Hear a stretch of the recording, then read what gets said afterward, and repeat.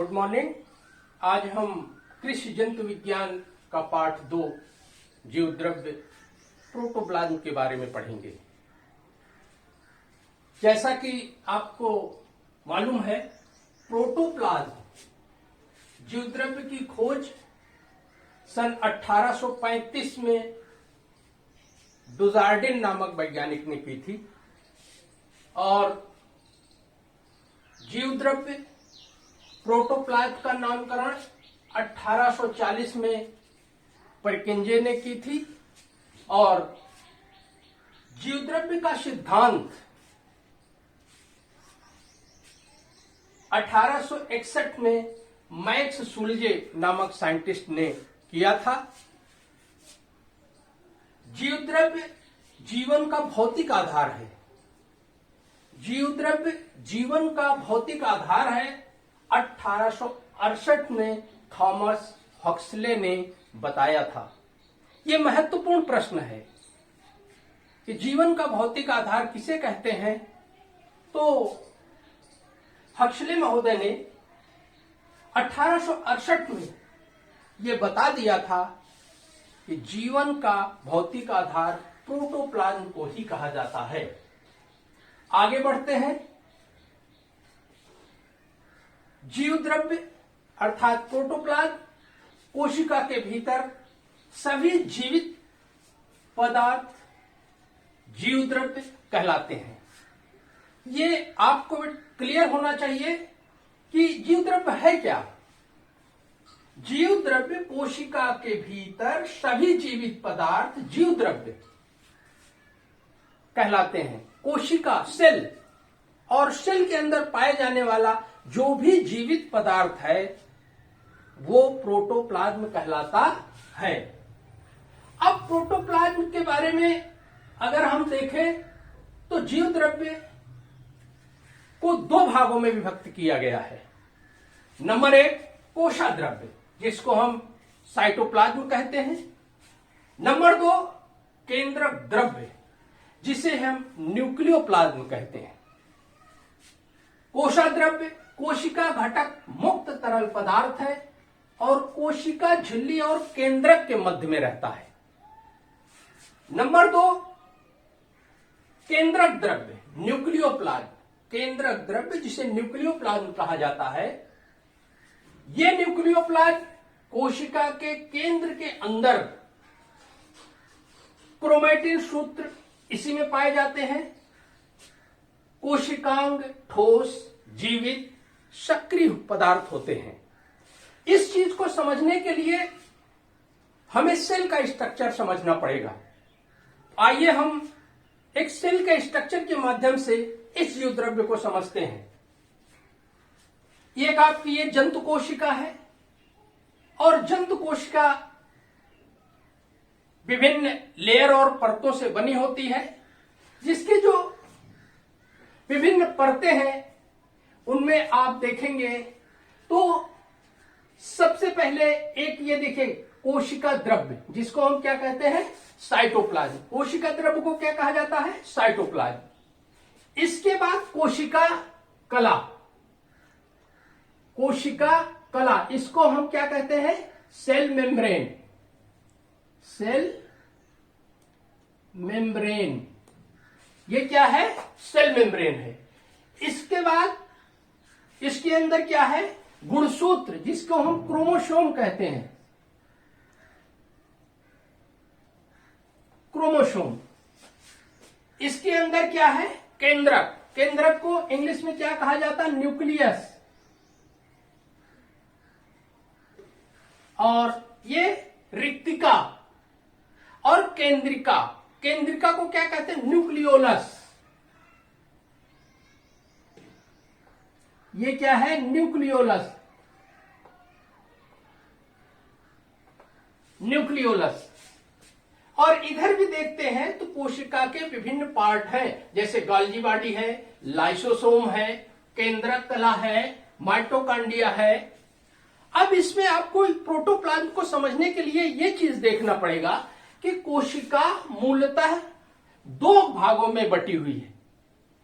एक जो हमारा सेल मेम्ब्रेन से घिरा हुआ भाग है, जिसके अंदर माइटोकॉन्ड्रिया, गाल्गी बादी, सेंट्रोसोम, वैक्यूल आदि पाए जाते हैं। और दूसरा भाग न्यूक्लियर मेम्ब्रेन से घिरा हुआ न्यूक्लियस है, जिसे हम अंग्रेजी में न्यूक्लियोलस कहते हैं।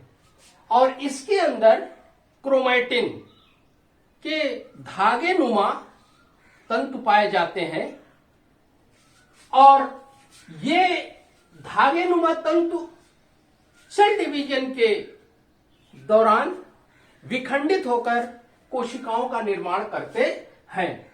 तो आपने ये देखा केंद्रक द्रव्य, इसके अंदर कोशिका झिल्ली और केंद्रक के मध्य ये केंद्रक है, ये आपका केंद्रक है और ये आपकी केंद्रक झिल्ली है। इसके बीच का जो ये पदार्थ है जिसको लाल डॉट डॉट प्रदर्शित किया गया है, दीज आर प्रोटोप्लाज्म। इसे हम प्रोटोप्लाज्म के नाम से जानते हैं। आगे बढ़ते हैं। आगे अगर हम देखें जीव द्रव्य के रासायनिक गुणधर्म,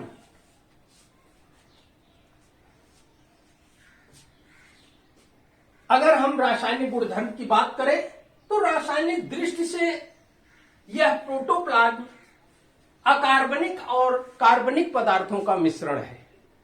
क्या है ये? अकार्बनिक और कार्बनिक पदार्थों का मिश्रण है।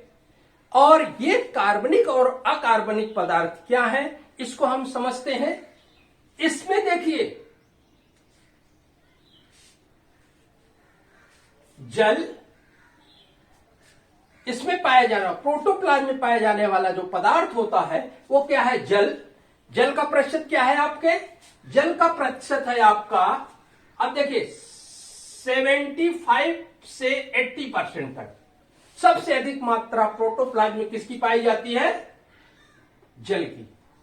इसके बाद क्या है? प्रोटीन। प्रोटीन कितने परसेंट है? 7 से 9%। इसके बाद कार्बोहाइड्रेट। कार्बोहाइड्रेट का परसेंटेज कितना है? 2 से 2.5। डीएनए का परसेंटेज कितना है? 1 से 1.5। और आरएनए 0.4% पाया जाता है। इसी के साथ साथ कार्बनिक पदार्थ भी 1 से 1.5% तक इसमें पाए जाते हैं। ये तो रही आपकी किसकी बात, कि जो प्रोटोप्लाज्म में पाए जाने वाले पदार्थ होते हैं। आगे हम बढ़ते हैं। आगे आप देखेंगे कि जीव द्रव्य के भौतिक गुण। जीव द्रव्य के भौतिक गुण के बारे में जब हम समझने की कोशिश करते हैं तो यह पाया गया है कि यह रंगहीन, गंधहीन, मटमैला और चिपचिपा सा पदार्थ है। चिपचिपा सा बहने वाला तरल मिश्रण है। आपकी समझ में आ गया होगा कि इसके जो भौतिक गुण हैं उनमें मुख्यतः ये रंगहीन, ये गंधहीन, ये मटमैला, चिपचिपा सा बहने वाला तरल पदार्थ है। इसी के साथ साथ अगर हम न्यून प्रकाश में इसको देखें, न्यून प्रकाश में देखने पर यह दानेदार प्रतीक होता है।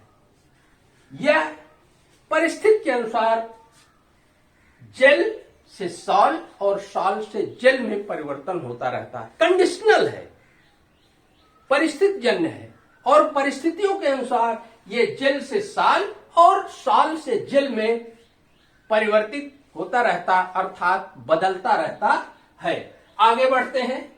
अब हम प्रोटोप्लाज्म के सारांश पर आते हैं।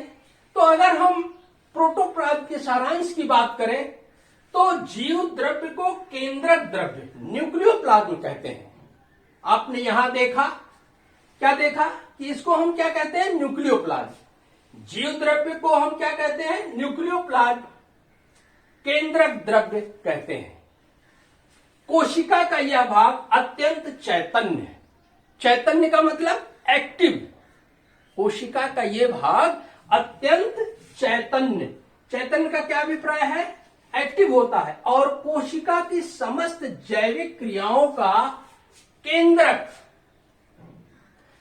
कोशिका की समस्त जैविक क्रियाओं का ये केंद्रक और इसी में सजी, इसीलिए चूंकि ये आप यहां देख रहे हैं कि जैविक क्रियाओं का केंद्रक है और इसीलिए ये सजीव कहा जाता है।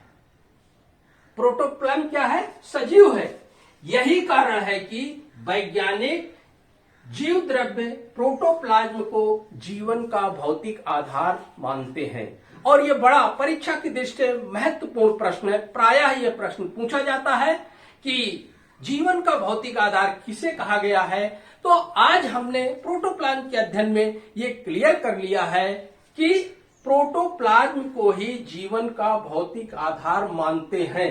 क्यों मानते हैं वो भी आपको क्लियर हो गया होगा। यही कारण है जिसके कारण ये चैतन्यता है और समस्त जैविक प्रक्रियाओं का संचालन और नियंत्रण है, जिसके कारण हम इसको क्या मानते हैं?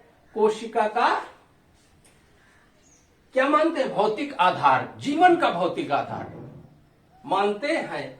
आगे अब हम आपके लिए अभ्यास प्रश्न की बात करते हैं। मुझे आशा है आप प्रोटोप्लाज्म के बारे में, आप कोशिका के बारे में, कोशिका के विभिन्न अंगक के बारे में अच्छी तरह से समझ गए होंगे। अब मैं आपको इस प्रोटोप्लाज्म जीवद्रव्य के अध्याय से कुछ अभ्यास प्रश्न देता हूं। आशा है उन प्रश्नों का आप गहराई से अध्ययन करेंगे जो परीक्षा की दृष्टि से अत्यंत महत्वपूर्ण है। प्रश्न नंबर 1, जीवन में जल का महत्व बताइए। आपको इस प्रश्न का उत्तर ढूंढना है और लिखना है। जीवन में, हमारे दैनिक जीवन में जल, पानी का क्या महत्व है। क्वेश्चन नंबर 2, जीव द्रव्य में लघु तत्वों से आप क्या समझते हैं। प्रोटोप्लाज्म, जीव द्रव्य के अंदर जो लघु तत्व पाए जाते हैं वो क्या है, उनके क्या कार्य हैं, उनके बारे में आपकी कैसी समझ है, इसको भी आपको अपने उत्तर में लिखना होगा। तीसरा प्रश्न है, जीव द्रव्य के सामान्य गुणों को समझाइए। जीव द्रव्य, प्रोटोप्लाज्म, इसके सामान्य कैरेक्टर फीचर्स क्या हैं, इसके सामान्य गुण क्या हैं, इसका भी ज्ञान आपको होना चाहिए। अतः इस प्रश्न के माध्यम से मुझे उम्मीद है कि आप प्रोटोप्लाज्म जीव द्रव्य के सामान्य गुणों को अच्छी तरह से समझ पाएंगे। अगला क्वेश्चन, जीव द्रव्य को जीवन का भौतिक आधार मानते हैं क्यों। अभी मैंने बार बार फोकस किया कि बहुत इंपॉर्टेंट है, वेरी वेरी इंपॉर्टेंट क्वेश्चन है। ये जीव द्रव्य को जीवन का भौतिक आधार क्यों मानते हैं। जीव द्रव्य को जीवन का भौतिक आधार किसने कहा। ऐसे प्रश्न परीक्षाओं में बार बार पूछे जाते हैं। अतः ऐसे प्रश्नों पर आपको अधिक फोकस करना है। लास्ट 5वां प्रश्न है, जीव द्रव्य प्रोटोप्लाज्म नाम किसने दिया। इसके पहले मैंने आपको प्रोटोप्लाज्म के संदर्भ में जो साइंटिस्टों की थ्योरी थी, वैज्ञानिकों के विचार थे, उससे मैंने आपको विधिवत अवगत कराया और आशा है कि ये जीव द्रव्य या प्रोटोप्लाज्म नाम किसने दिया, इस तरह के प्रश्नों को भी आप अच्छी तरह से तैयार करेंगे। अब यहीं आज का अध्याय समाप्त करते हैं। धन्यवाद।